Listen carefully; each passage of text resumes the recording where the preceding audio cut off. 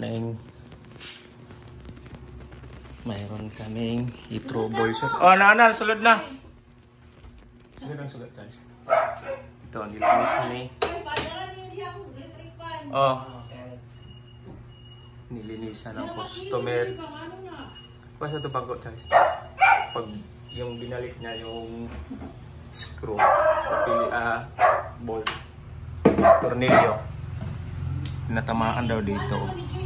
Yan o. Yan. Dito na portion. Tinamaan ng tornilyo.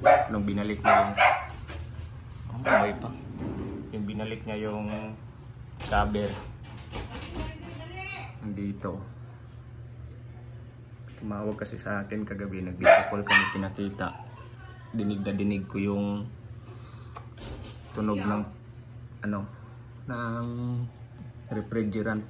Pinakita niya dito. Kita ko lang nalabas yan, nag-uuwi. Dito kasi nga nalagay yung tornilyo. Yan o. Dapat dito yon. Dito niya na isalpak. Bago lang yan. So, natamaan dito. So, yan lang. Kunting ingat ng mga pag yung sariling lang yung DIY. Kailangan maingat lang. Ito lang yung binalik yung cover. Natamaan. Nandito.